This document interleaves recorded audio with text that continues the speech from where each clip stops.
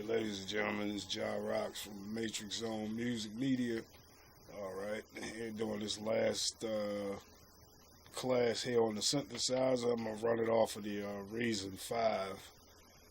Okay, to see if you did your download,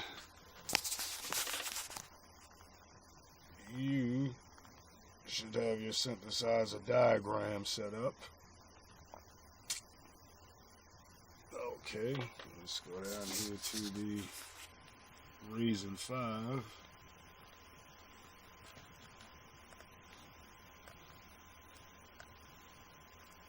Alright, you have your oscillator section.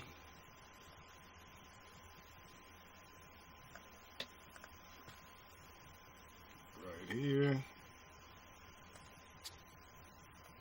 You can have a phase differential there. Okay. What else do we have here? We have our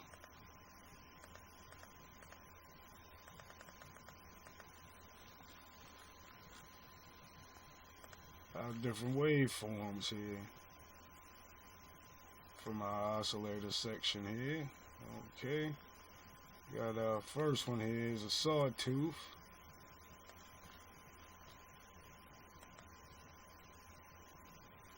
Okay. And then we have a square wave set. We have our triangle. And we have our synth. Just one quick note.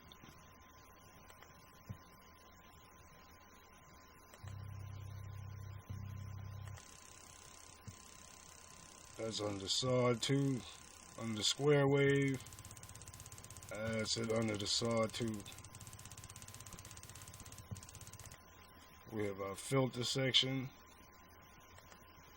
With a high, have a band, have two low passes, a 12 and a 24. You go back to your notch, you got your frequency filters, you got the resonance. Don't mess around with that. This one is different between the other one. This one is two, and you can link them. You can link your filters together like this. You have your low frequency filter, or your low frequency oscillator section down here. Your different filters to change your shapes.